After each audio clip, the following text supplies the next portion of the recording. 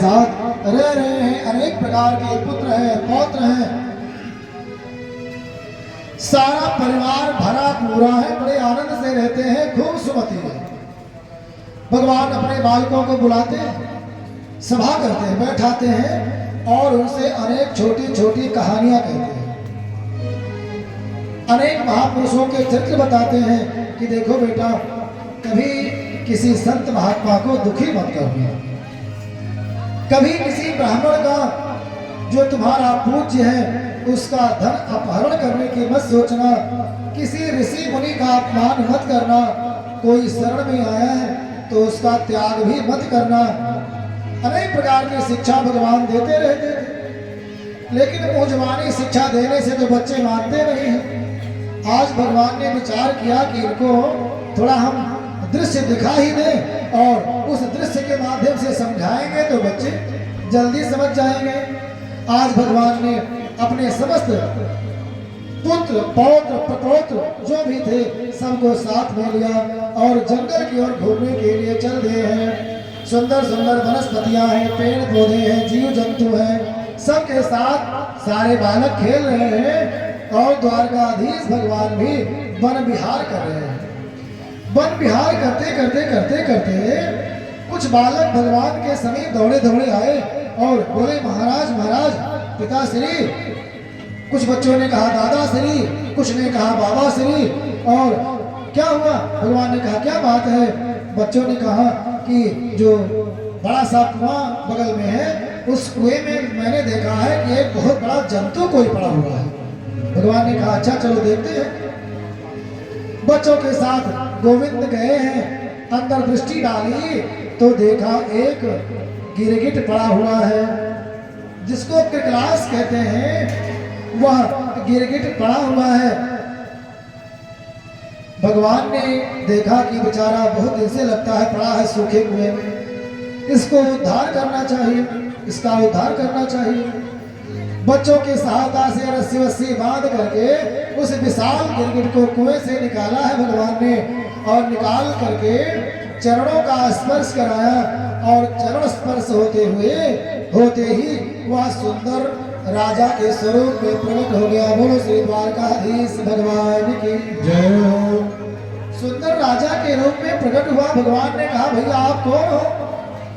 तो उसने कहा कि हो सकता है आपने मेरा नाम सुना हो, किन्नुते अविदितम नाथ सर्वभूतात्म साक्षिणः।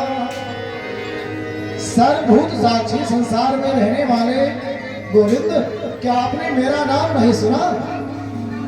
भगवान ने उसकी बात सुनी तो भगवान को लगा कि इसके अंदर घमंड अभी भी है। वो ऐसे कहता है क्या आपने मेरा नाम आज तक नहीं सुना? भगवान ने कहा नहीं सुना। आपके अंदर कोई बड़ा गुण है क्या? भगवान ने कहा मेरे अंदर, उसने कहा कि मेरे अंदर बहुत विशेषता है। मेरा नाम है मृग, मैं राजा हुआ करता था। तो भगवान ने कहा कोई अन्याय किया होगा तब ये गिरगिट बन करके इसमें पड़े हो। उस पुरुष ने कहा कि मैंने कोई अन्याय नहीं किया। यावत्या सिकता भूमि यावत्यो दिवितारका यावत्यो वर्षधाराश्च तावतीर्ददाहं स्मगाः। जितने तारागण हैं, जितने धूल के कण हैं, बरसात से जितनी धाराएं गिरती हैं, मैंने इतनी गायें दान की है। हो सकता है मेरा नाम आपके कानों तक पहुंचा हो, मेरे गोदान की कीर्ति पहुंची हो। भगवान ने कहा अच्छा तुम इतना गाय दान किया तो आखिर गिरगिट क्यों बन गए? गाय दान करने का फल ये कष्ट तो नहीं होता है, सुख मिलना चाहिए। तो कोई गलती भी तो किया होगा। हो सकता है तुमने बांझ गाय दान किया हो जो दूध न देती हो। तो उसने कहा नहीं महाराज, पयस्विनी तरुणी शील रूपा पयस्विनी, मैंने दूध देने वाली गायों का दान किया है। भगवान ने कहा अच्छा तब गिरगिट क्यों बन गए? बूढ़ी बूढ़ी गाय दान किए होंगे। तो उसने कहा नहीं तरुणी, मैंने सुंदर जिसको कलोर कहते हैं नई नई गायों को मैंने दान किया है। तो भगवान ने कहा मारने वाली गायों को दान किया होगा जो अपने सींग से मारती दौड़ती है। लोग दान करते थे ना गौदान, अब तो मानो नहीं कर रहे हैं। अब संकल्प में जानते हो क्या बोलना पड़ता है। जब गौदान करवाते हैं हम लोग तो संकल्प में क्या बोलते हैं पता है? गो निष्क्रिय भूत द्रव्यम तुभ्यम अहम संपर्दते, अर्थात गोदान के रूप में द्रव्य दान कर रहे हैं। तब यजमान जी 11 रुपया ले लेते हैं और गोदान कर देते हैं। जबकि गोदान इतना आवश्यक है, चाहे बालक का जन्म हो, चाहे किसी की मृत्यु हो, चाहे विवाह हो, ऐसा कोई भी संस्कार पूजा पाठ नहीं है जहां पर गोदान की आवश्यकता न होती हो। तो गोदान इतना बड़ा कार्य है, इतना महत्वपूर्ण है, गोदान के बिना पूरा ही नहीं होता है। उसके बाद सांगता करते हैं। सांगता का मतलब होता है न्यून अतिरिक्त दोष निवारणार्थम सांगता दान। कोई कमी रह गई हो, त्रुटि रह गई हो, उन सबको पूरा करने के लिए सांगता करते हैं। तो गोदान सांगता इतनी आवश्यक है। फिर भी क्या करते हैं? गोदान अगर गाय देना भी चाहे तो पंडित जी नहीं लेना चाहते, तो वही 11 रुपया लेकर के अपना पीछा छुड़ाते हैं, बात खत्म। और गोदान हम देखे भी हैं गोदान करते हुए हम, तो गोदान में लोग वही गाय देते थे जो घर पर इफरात रहती थी, फालतू रहती थी। तो भगवान ने कहा कि तुमने मारने वाली गाय दान किया होगा। राजा मृग ने कहा नहीं, शील रूप, जो शील रूप है, सीधी गाय है, मैंने उनका दान किया है। भगवान ने कहा कोई जर्सी और ये जो विदेशी नस्ल की गाय है उनको दान किया होगा, जिनके अंदर कोई गुण नहीं होता है, जिनका दूध दही कुछ भी लाभकारी नहीं है। अच्छा, भैंस और जर्सी गाय का दूध रख दो, घी रख दो अगर 6 महीना तो खराब हो जाएगा। लेकिन देसी गाय का घी जितने साल रखोगे उतने पुराना, उतने उसमें गुण बढ़ता है। और भैंस और जर्सी आदि जो संकर वर्ण की गाय है उनका घी खराब होने लगता है, ये अंतर है। तो राजा ने कहा नहीं, गुणोपन्ना कपिला, कपिला गाय मैंने दान किया है जो अनेक गुणों वाली होती हैं। तो भगवान ने कहा कि वैसे कुछ सांगता दक्षिणा सोना चांदी को साथ में किया नहीं होगा, वैसे केवल गोदान कर दिया होगा। तो राजा अम्बिक ने कहा नहीं प्रभु, हेम श्रृंगी, उनके सींगों में मैंने सोना बढ़ा बढ़ा करके दान किया है। भगवान ने कहा अच्छा, सारे बालक सुन रहे हैं सारी कथा। भगवान ने कहा अच्छा, इतना तो सोना बढ़ा करके सींगों में, चांदी बढ़ा करके खुरों में, और जरी लगा हुआ चादर बढ़ा करके तुमने गायों का दान किया, फिर क्या गलती हो गई? भगवान ने कहा हो सकता है तुमने अन्याय से धन कमाया हो, उसी से गाय खरीदते हो और वही दान करते हो। कुछ लोग होते हैं ना, अन्याय से कमा करके लाते हैं और इधर दान करते रहते हैं, तो ये भी दान दूषित है, उतना फल नहीं मिलता है। भगवान ने कहा कि प्रजा से अन्याय से लेकर के धन गाय खरीद करके दान करते होंगे या किसी की गाय चोरी करके लाते होंगे जबरदस्ती छीन करके। राजा ने कहा नहीं प्रभु, न्यायोजिता, न्याय से कमाई हुई गायों को मैंने दान किया है। तो भगवान ने कहा कि केवल गाय ही दान किए होंगे, बछिया बछड़ा नहीं दिए होंगे। राजा ने कहा नहीं प्रभु, सबतसा, बछिया और बछड़े के साथ मैंने गायों को दान किया है। सबतसा गौदान करने का बड़ा फल है। बछड़े को वत्स कहते हैं। क्या कहते हैं? वत्स। वत्स माने पुत्र भी होता है, और इसी नाम से भगवान को भक्त वत्सल कहते हैं। वत्सल का मतलब होता है वत्सवत लालयति, अपने बछड़े के समान जो अपने पुत्र को लालन पालन करे वही वत्सल है। गाय अपने बछड़े को बहुत प्रेम करती है। बछड़े के अंदर कुछ गंदगी लगी है उसको स्वयं चाट करके साफ कर देती है। भगवान का भी स्वभाव यही है, अपने भक्त को देखते हैं, इसके अंदर कोई त्रुटि आ गई है ना तो उसको तुरंत स्वच्छ कर देते हैं, उसके दोषों को दूर कर देते हैं। तो जैसे गाय अपने बछड़े को प्रेम करती है लालन करती है, पालन करती है, वैसे भगवान भी अपने भक्तों को पालन करते हैं। इसलिए भगवान का नाम है भक्त वत्सल। बोलो भक्त वत्सल भगवान की। तो नृग ने कहा नहीं प्रभु, सवत्सा मैंने बछड़े और बछिया सहित गायों का दान किया है।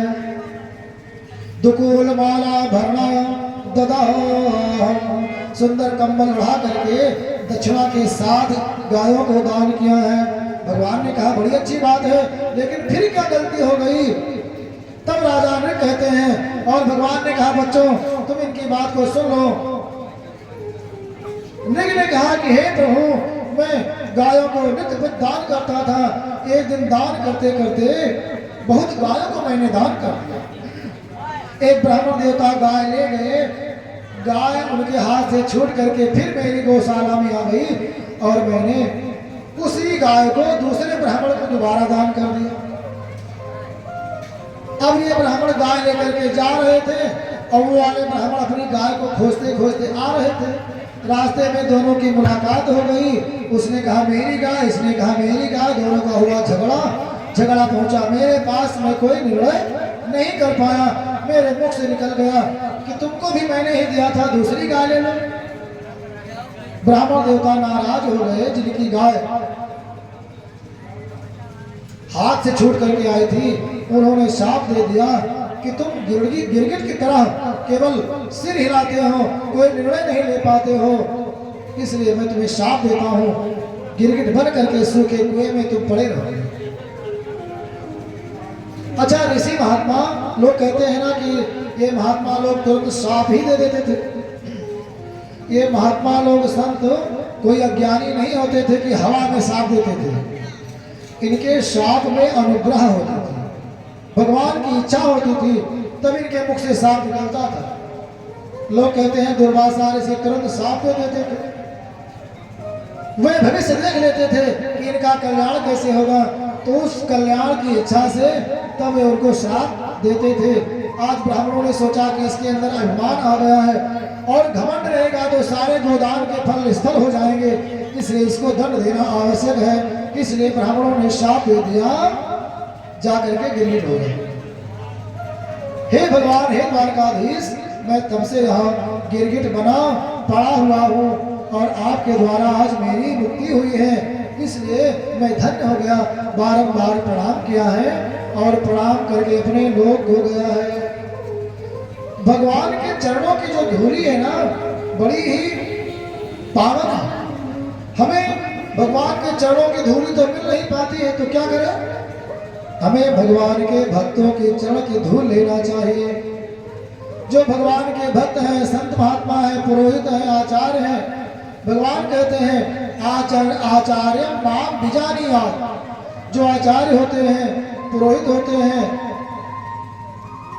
उनको मेरे ही समान मानना चाहिए और उनके चरण की धूली लेना चाहिए।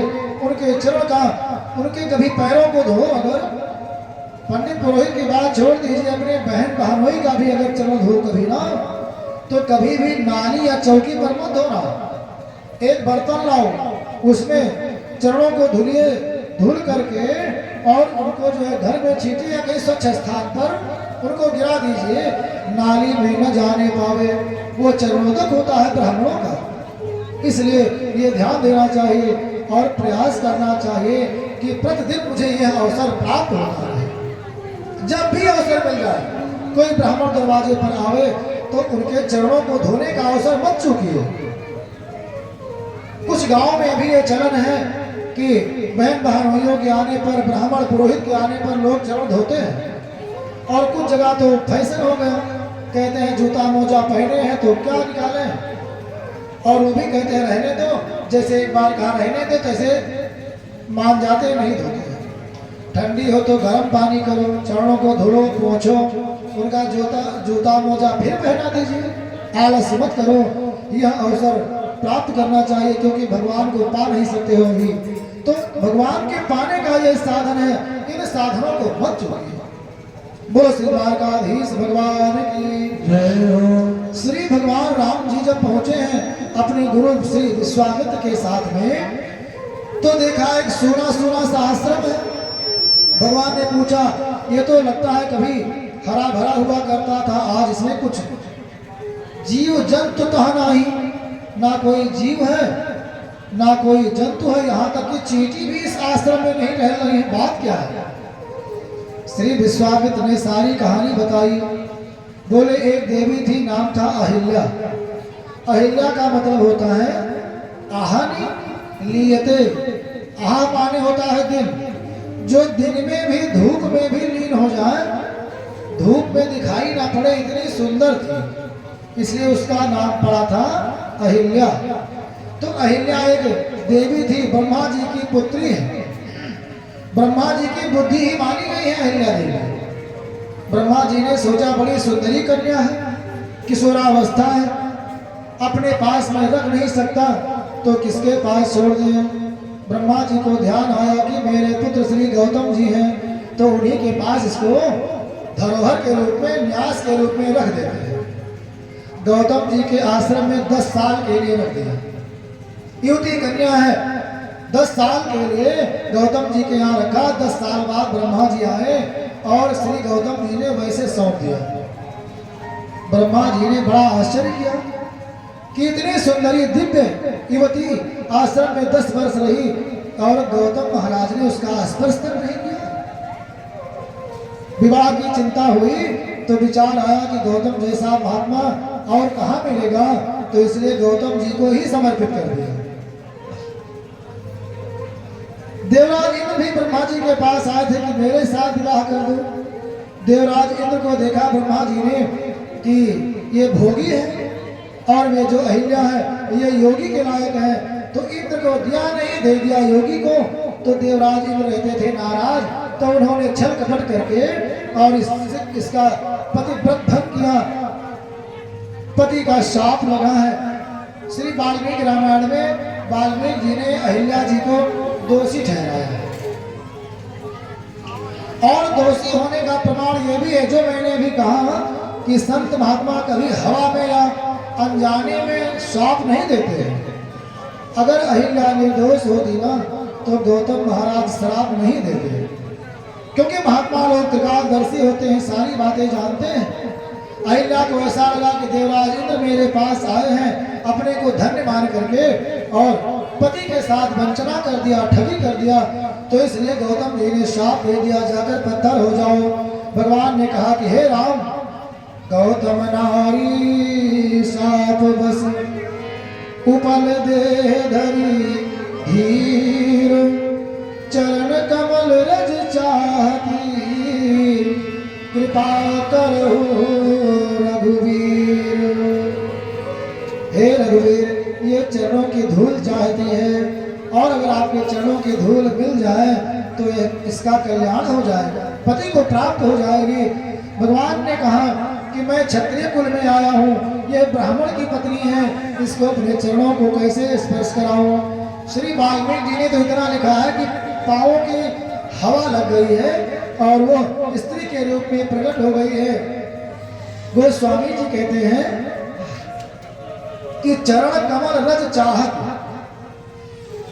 हे रघुवीर, ये चरणों की धूल चाहती है, तो इसलिए अगर ये चाहती है इसका कल्याण हो रहा है तो तुम्हें चरणों की धूल देने में कोई दोष नहीं है, क्योंकि उसका कल्याण किसमें है।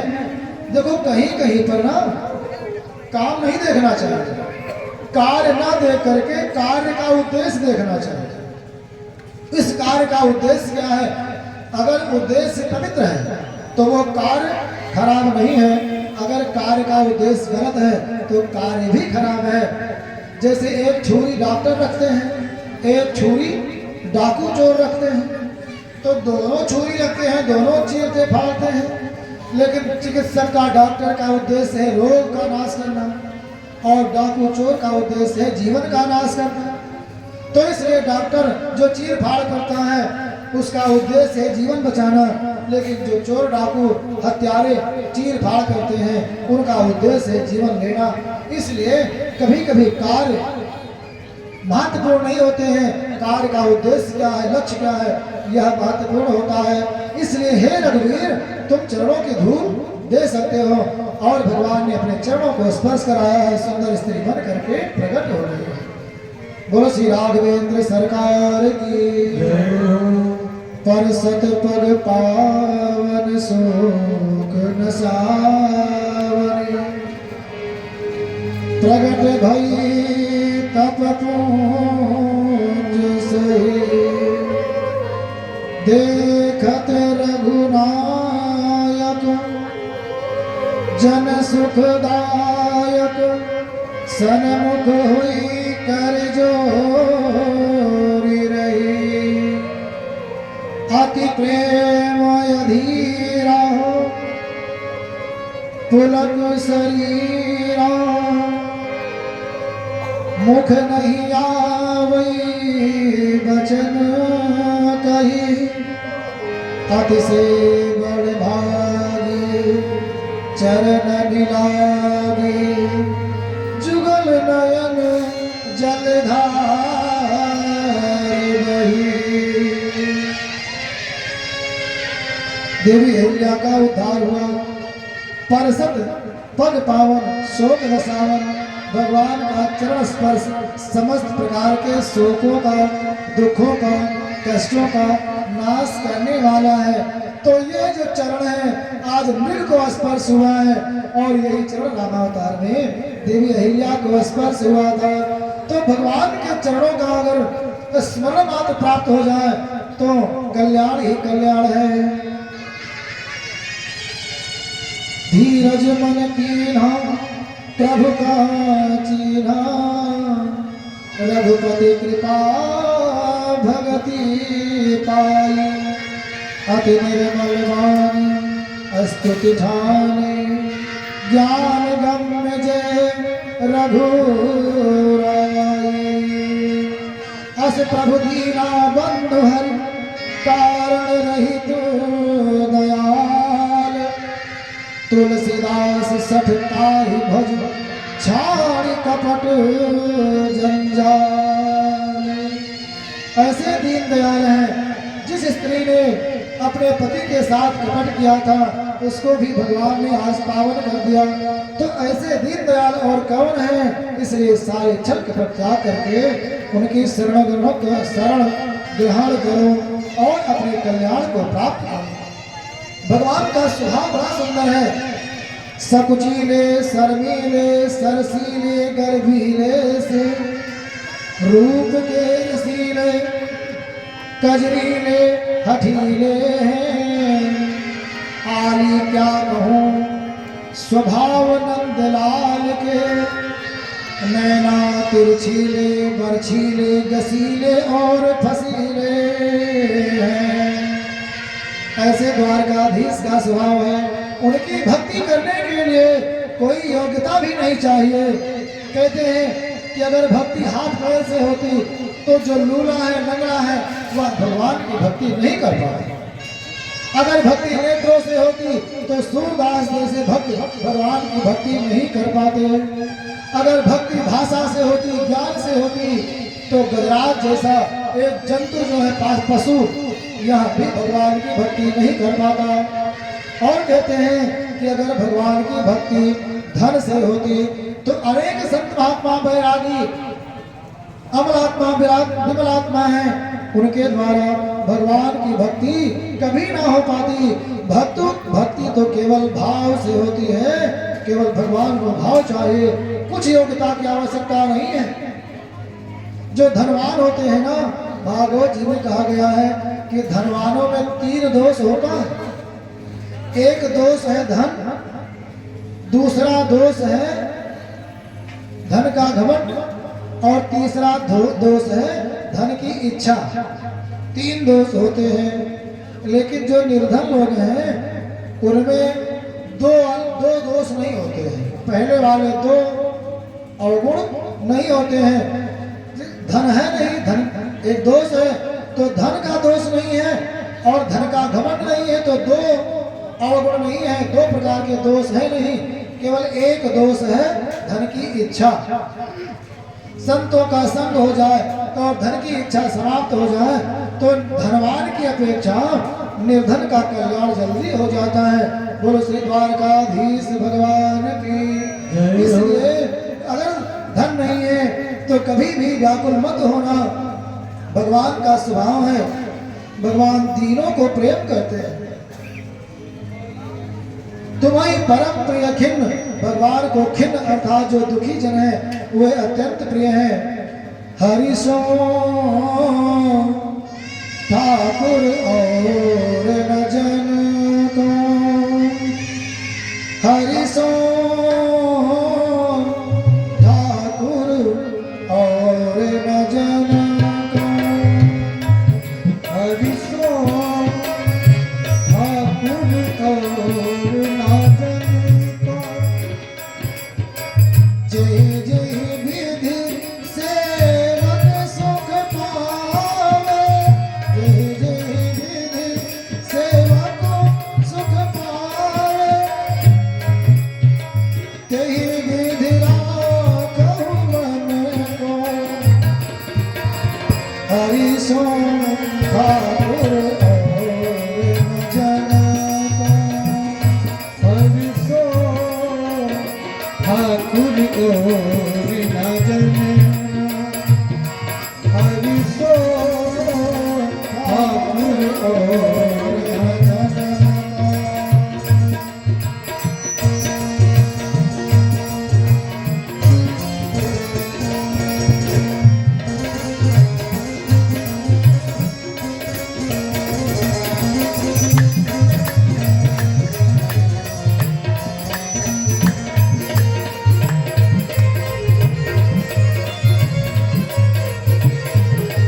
कहते हैं कि भगवान हमारे लिए क्या नहीं करते हैं। भूख भये भोजन जुदर को, तृषा तो ये पटतन को, भूख भये भोजन उदर को। भूख लगती है तो इस पेट के लिए भोजन तैयार रखा हुआ है। मैंने कहा था ना, पहले बीज में अंकुर होता है, तब वो पहले जड़ होती है, तब अंकुर निकलते हैं। तो भोजन करने के लिए अन्न की व्यवस्था कर दिया। और किसानों को पटतन को, प्यास लगने पर पानी की व्यवस्था है। पट माने वस्त्र, इस शरीर के लिए वस्त्रों की व्यवस्था है। लगो फिरत सुर भीजो सुत सन, लगी फिरत सुर भीजो सुत सन। जैसे गाय अपने बछड़े के आगे पीछे लगी रहती है, वैसे भगवान अपने भक्त के आगे पीछे लगे रहते हैं। लगो फिरत सुर भीजो सुत सन, और चटगुण गगन को, हरि सो ठाकुर और न जन को, हरि सो ठाकुर और न जन को, हरि सो ठाकुर और न जन।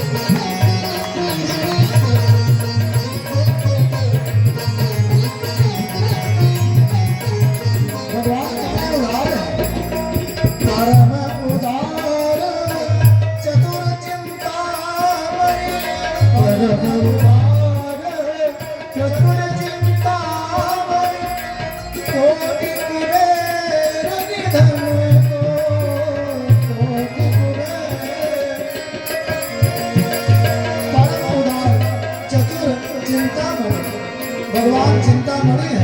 जो आप चिंता करोगे, जो विचार करोगे, वो देने वाले हैं। परम उदार चतुर चिंतामणि, कोटि कुबेर निर्धन को। उनका भक्त अगर निर्धन है और धन चाहता है तो वे कुबेर के समान प्रदान करते हैं। राजत है जग की तरकीया, राखत है राखत है जन की प्रतिज्ञा। आपने प्रसंग सुना है भीष्म पितामह का, अपने प्रण को छोड़ करके उनके प्रण को पूरा कराया है। तो जन माने भक्त। राखत है जन की प्रतिज्ञा, राखत है जन की प्रतिज्ञा, हाथ प्रसारत तन को।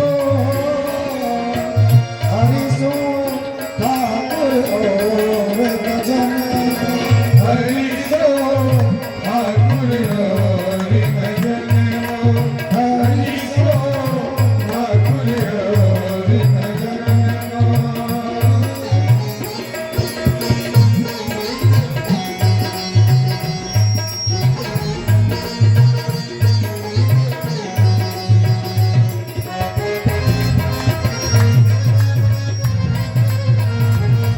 बोलो भक्त वत्सल भगवान की।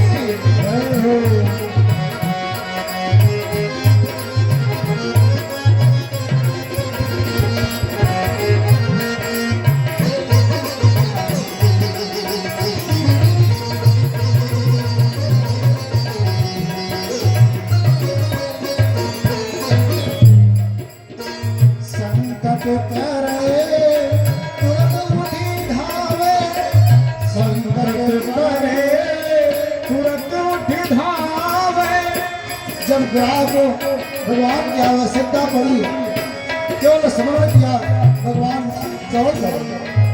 देवी द्रौपदी की आवश्यकता पड़ी, भगवान देवी रुक्मिणी के पास थे और वहां से अपनी बहन अपने भक्त रुक्मिणी के लिए दौड़ गए। संकट परे तुरंत उठी धावे, संकट परे तुरंत उठ धावे, परम सुभग निज मन को। परम सुभग निज मन को। कोटिक करे एक नहीं माने, कोटिक करे एक नहीं मारे। सूरदास जी क्या कहते हैं? सूरदास जी कहते हैं कि जो भगवान मेरे लिए इतना करते हैं, हम उनके लिए कुछ नहीं करते हैं, अपने को कृतज्ञ कह रहे हैं, नमक हराम कह रहे हैं। कोटिक करे एक नहीं माने, कोटिक करे एक नहीं माने, सूर्य महाकृत घन को, सूर्य महाकृत घन को। हरि सो ठाकुर और भजन, हरि सो ठाकुर और भजन, हरि सो ठाकुर और भजन, हरि सो ठाकुर और भजन। और भजन को, और भजन को। और भजन को, और भजन को। हरि सो ठाकुर और भजन को। हरि सो ठाकुर और भजन को, हरि सो ठाकुर और भजन, हरि सो ठाकुर और भजन, हरि सो ठाकुर और भजन।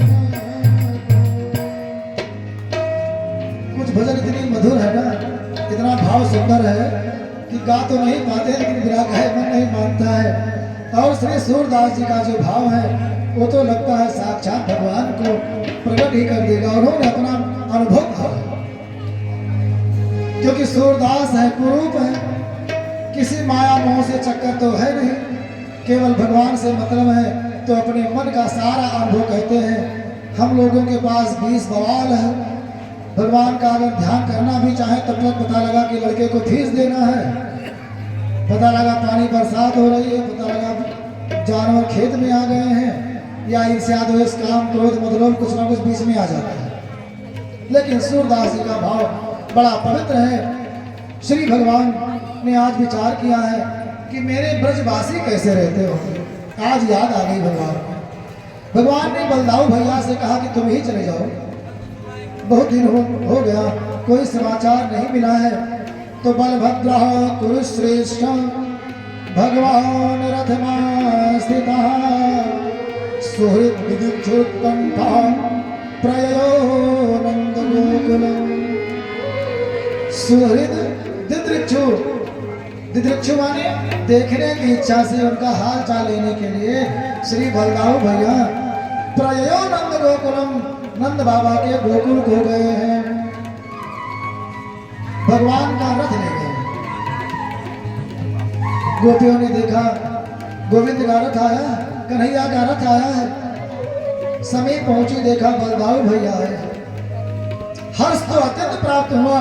अगर कान्हा गए होते तो और अच्छा रहता, लेकिन बलदाऊ भैया आए हैं, उनसे मिले हैं, बड़ी प्रसन्न हुई। भला आज हाल चाल तो दिए।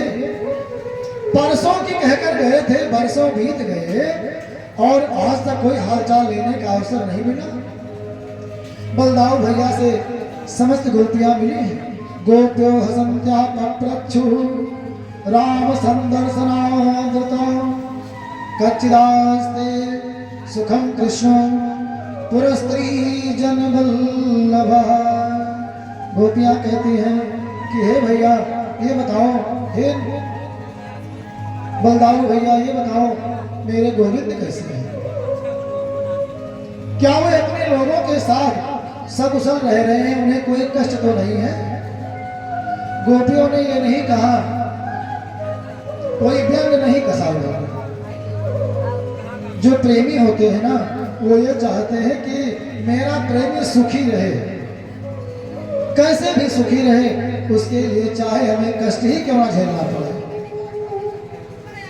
कहते हैं, एक कथा आती है कि द्वारकाधीश सदा राधा राधा राधा राधा गोपी गोपी, ब्रज की चिंता, गोकुल की चिंता, यशोदा मैया यही रटा करते थे। अक्सर दिन में 2-4 बार तो याद आ ही जाती थी।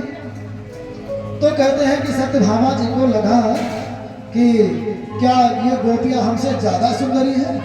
रुक्मिणी माता तो सारी बात समझती थी, लेकिन सत्यभामा जी, तो सत्यभामा ने सोचा कि क्या हमसे ज्यादा सुंदरी हैं, कि हमसे ज्यादा प्रेम करती हैं। आखिर ये गोपियां हैं क्या, राधा है कौन जो इतना आपको याद आती है? भगवान ने कहा कुछ नहीं है, बस बचपन की याद है। लड़काई को प्रेम कहाओ अली कैसे छूटे, बाल्यावस्था का प्रेम है, याद आती है। बात वहीं पर समाप्त कर दिया, लेकिन अक्सर सत्यभामा जी बोल देती थी। भगवान ने सोचा कि इनको दिखाना ही पड़ेगा कि राधा क्या है, गोपियां क्या है। भगवान के मन है नारद जी, आज भगवान ने एक लीला किया। तेज का सिर दर्द होना प्रारंभ हो गया। मारे पीड़ा के भगवान करा रहे हैं, कहते हैं कि सिर अभी फट जाएगा, बहुत तेज दर्द है। सारे वैद्य आए हैं, सबने अपना अपना उपचार किया है, लेकिन भगवान का सिर का दर्द जा नहीं रहा है। और करा रहे हैं, चिल्ला रहे हैं, बिस्तर पर इधर से उधर करवटें ले रहे हैं, मानो इतना दर्द है कि अभी प्राण निकल जाएंगे। ऐसा दर्द देख करके सारी रानियां व्याकुल हैं, सब द्वारकावासी थक गए दवा पानी करके। भगवान ने नारद जी को याद किया। नारद जी पहुंचे, बोले प्रभु क्या हुआ? भगवान ने कहा नारद लगता है सिर फट जाएगा, क्या दवा है इसकी? नारद जी ने झूठा मूठा ध्यान लगाया, भगवान से बात किया और बोले कि इसकी केवल एक दवा है। इनको जो ज्यादा प्रेम करता हो, कोई इनका प्रेमी अपने चरणों की धूल दे दे और वह धूल द्वारकाधीश के मस्तक में लगा दी जाए, लपेट दी जाए तो इनका सिर दर्द दूर हो जाएगा, बाकी कोई उपाय नहीं है।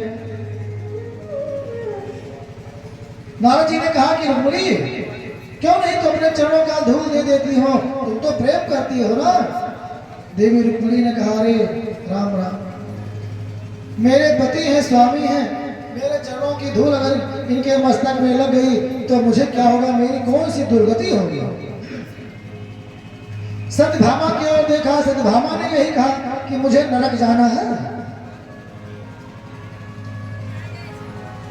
भगवान सर दर्द से करा रहे हैं, कोई भी रानियां धूल देने के लिए तैयार नहीं हुई।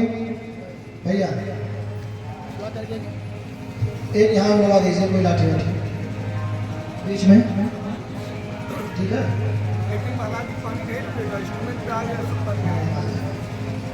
बोलो द्वारकाधीश भगवान की जय हो। तो भगवान ने कहा नारद जी तुम जल्दी चले जाओ गोकुल को, वहां मेरी राधा रानी गोपियों से धूल मांग करके लाओ, और नहीं तो सारा काम ये मेरा प्राण निकल जाएगा। इसलिए नारद जी चल दिए हैं। कहा कि ये गोकुल पहुंचे हैं। हाल चाल पूछा नारद जी से गोपियों ने। नारद जी ने कहा हाल चाल मत पूछो, हमारे सिर दर्द के भगवान का सिर फटा जा रहा है, उनके प्राण लगता है निकल जाएंगे। इसलिए वैद्य ने बताया है कि कोई प्रेमी व्यक्ति, प्रेमिका जो उनको अत्यंत प्रेम करती हो, चरणों की धूल दे दे तो उनका सिर दर्द ठीक हो जाए। राधा रानी और गोपियों ने कहा कि इतनी रानियां हैं वहां, कोई उनको प्रेम नहीं करता है कि वहां धूल नहीं है। नारद जी ने सारी हाल बताई। गोपियों ने अपने चरणों को ब्रज की धूल में खूब रगड़ा कि खूब धूल लग जाए, और सारी धूल झाड़ करके कपड़े में बांधा, इतना धूल तैयार हो गई। नारद जी ने कहा गोपियों तुम जानती हो क्या कर रही हो? अरे द्वारकाधीश नारायण तुम्हारे प्रेमी, तुम्हारे प्रियतम है, तुम्हारे पैरों की धूल लग गई तो तुम्हें नरक हो जाएगा। गोपियों ने कहा नारद जी आप क्या बात करते हो, मेरे प्रियतम को दुख हो और मैं स्वर्ग में रहूं, ऐसा स्वर्ग मुझे नहीं चाहिए। मैं जन्मों जन्मों तक नरक में रहूं, लेकिन मेरे प्रभु सुखी हो जाए, यह मुझे स्वीकार है। नारद जी ने उनको प्रणाम किया है, धन्य धन्य करके चरणों की धूल लाए और रख दिया द्वारकापुरी में। सारी बात बताई। चरणों की धूल भगवान ने अपने आप लगा करके प्रणाम किया है। सिर दर्द तो बहाना था, इन रानियों को बताना था। सभी रानियों का सारा अभिमान चूर्ण हो गया है। भगवान ने कहा देवियों मैं इसीलिए राधा राधा रटता रहता हूँ, गोपियां मेरे लिए इसीलिए इतना प्रिय है। आज बलदाऊ भैया को देख करके सारी गोपियां प्रसन्न हुई हैं, भगवान को सुखी जान करके हर्षित हैं। मातरम पितरम भ्रातृम पतिं पुत्रान् सशिरपि यदर्थे जहिमदासारहं दुस्त्यजान् स्वजनान् प्रभो।